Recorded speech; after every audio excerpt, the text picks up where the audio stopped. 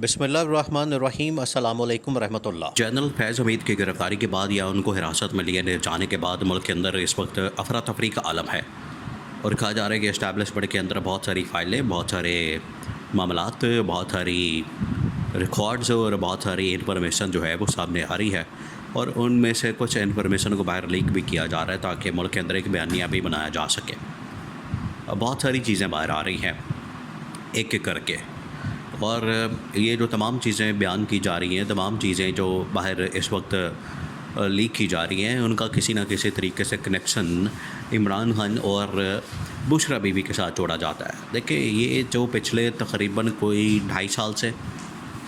और पिछले 1 साल से और अब जनरल फैज़ हमीद की गिरफ़्तारी के बाद ये 3 टेन्योर हैं। 2.5 साल से ये कि इमरान खान और बुशरा बीबी के ख़िलाफ़ किस किस्म की इंतकामी कार्रवाई का एक सिलसिला शुरू किया गया। जब इमरान खान की हुकूमत का तख्ता उल्टा गया, इमरान खान को घर भेजा गया 2022 में, और तब से जो है ये गवर्नमेंट मार्ज वजूद में आई, ये पीडीएम की गवर्नमेंट, और उसके बाद निगरान सेटअप, और अब ये नया जो इलेक्शन होने के बाद सेटअप आया शहबाज शरीफ की क़यादत में। ये जो सेटअप आया है या ये जो हुकूमतें पिछली तकरीबन कोई 3 गुजरी हैं, पहला दौरे हुकूमत पीडीएम का शहबाज शरीफ का, फिर उसके बाद निगरान, और अब शहबाज शरीफ का दोबारा से। तीनों के अंदर जो है इमरान खान को और बुशरा बीबी को बड़ी एक ऑर्गेनाइज्ड कैंपेन के थ्रू टारगेट किया गया। और आप देखें इसके ताने बाने कैसे मिलाए जाते हैं। इस्लामाबाद से, बनी गाला से इमरान खान को पकड़ के तो पंजाब के खाते में डाला जाता है कि पंजाब से जो है उस्मान बुज़दार, फराह गोगी और इस तरह के किरदारों को इमरान खान के साथ, बनी गाला के साथ लिंक किया जाता है। फिर उसमें आप ये भी देखें कि इमरान खान को और बुशरा बीबी को जोड़ा जाता है किसके साथ, कि जैसे ही इमरान खान की गवर्नमेंट आई, हुकूमत आई, तो उस वक्त के DGI जो आजकल के आर्मी चीफ़ हैं यानी जनरल आसिम, उस वक्त वो लेफ्टिनेंट जनरल के ओहदे के ऊपर थे और DGI थे। उस वक्त जनरल आसिम ने एक एविडेंस, इसके ऊपर बड़ा बात की जाती है, बयानिया बनाया जाता है, और नून लीग के साथी ये सारे जो शरीफ ख़ानदान की जानिब से छोड़े जाते हैं, वो सारा एक कनेक्शन बिल्डअप करते हैं। इवन के इसके अंदर इमरान खान के बहुत सारे दोस्त, इसमें जहांगीर तरीन और अलीम खान वगैरह, इनको भी मैदान में उतारा गया और इनको भी ये टास्क दिया गया कि आप इमरान खान और बुशरा बीबी के ख़िलाफ़ एक जो कैंपेन चल रही है उसका हिस्सा बने और इसको जोड़ा जाए इमरान खान और बुशरा बीबी के साथ। और इसको जोड़ा गया कि जनरल आसिफ ने उस वक्त जब DGI आए थे, इमरान खान के सामने कुछ शवाहिद, सबूत, एविडेंस वगैरह रखे थे, कुछ प्रूफ रखे थे, और कहा था कि ये इमरान खान और बुशरा बीबी किस तरह से तोहफ़े तोहफ़े उस वक्त मलिक रियाज से वसूल कर रहे थे, जिसकी रिकॉर्डिंग्स मौजूद थी, और ये पूरी डीलें चल रही थी। ये पूरा एक बिल्डअप किया जाता है बयानिया, और हकीकत ये है कि पिछले 2.5 साल हो गए हैं, तो इमरान खान और बुशरा बीबी या इमरान खान, बुशरा बीबी और मलिक रियाज और उनके ख़ानदान के साथ आज तक तो कोई एक केस साबित नहीं किया गया, एक केस इस्टेब्लिश नहीं किया गया। हालांकि इस वक्त कादी फाइज़ ईसा चीफ जस्टिस बैठा हुआ है, वो इस वक्त नून लीग के साथ मिला हुआ है, शरीफ ख़ानदान के साथ मिला हुआ है। तो अगर इतने करप्शन के सबूत और शवाहिद और एविडेंस और प्रूफ सामने आ गए थे, पकड़े गए थे, उनको उनके इन्फॉर्मेशन गैदर कर ली गई थी, तो उसके मुताबिक क्यों नहीं मुकदमात कायम किए गए। फिर इमरान खान के ऊपर यह फजूल किस्म के मुकदमात, कभी साइफ़र का मुकदमा, कभी निकाह वाला, और कभी तोशाखाना का, और कभी जो सबसे घटिया तरीन केस आपने बना दिया और निकाह वाला, कि एक बंदे ने निकाह किया तो उसके ऊपर उसको सज़ा सुना दी। तो इस तरह के मुकदमात बनाने की नौबत ना आती अगर आपके पास वाकई में शवाहिद या सबूत होते।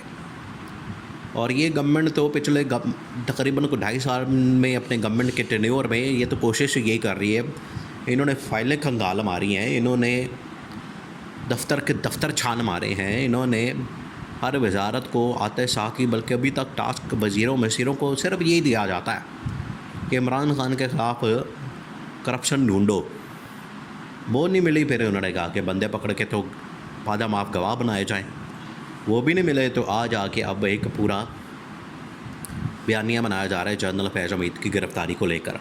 जनरल फैज़ हमीद की गिरफ़्तारी के बाद कहा जा रहा है कि बहुत सारे अंदर रिकॉर्ड, डाटा और फाइलें और चीज़ें बनना शुरू हो गई हैं और अब यह सारा का सारा सिलसिला जाना है इमरान खान की तरफ। दो चीज़ें इसमें तो बड़ी वाज़ेह हो रही है कि ये शरीफ ख़ानदान बीच में से अपना लोचे तलने की कोशिश करता है और उसको लेकर जा रहा है पिछले तकरीबन कोई 10 साल पहले, 2017 में, 14 में, 15 में, 16 में, 17 में, कि उस वक्त हमारे साथ जो साजिश हुई उसको किसी तरह से जोड़ दिया जाए और इस चक्कर में हम साकिब निसार का और जनरल फैज़ का या जनरल आसिफ गफूर का, क्योंकि उनके साथ भी तो इनका बड़ा मसला है। जब ये नवाज़ शरीफ ने, शरीफ ख़ानदान ने, नवाज़ शरीफ और मरीम नवाज़ ने, दोनों ने मिल के डॉन लीक्स किया, इसके बाद इन्होंने इंक्वायरी की, फौज उसके ऊपर गुस्से में तप गई, गुस्से में आ गई कि आपने डॉन लीक्स कर दिया। फिर इन्होंने एक इंक्वायरी की, इंक्वायरी करके तो इन्होंने नोटिफिकेशन निकाला जिसको DGISPR उस वक्त के जनरल आसिफ गफूर ने, बड़ा मशहूर ज़माना ट्वीट था, नोटिफिकेशन इज़ रिजेक्टेड, वो किया तो इनकी टांगें हिल गई, इनकी गवर्नमेंट हिल गई। तो इनको वाट तो है उसके ऊपर, जनरल आसिफ गफूर के ऊपर। तो उधर से मामलात जनरल फैज़, साकिब निसार, आसिफ सईद खोसा और जनरल फैज़ और जनरल बाजवा, ये हैं 4-5 लोग जिनसे ये बदला लेना चाहते हैं, इंतकाम लेना चाहते हैं और उसी के चक्कर में ये सारा कुछ कर रहे हैं और सिलसिला जारी और सारी है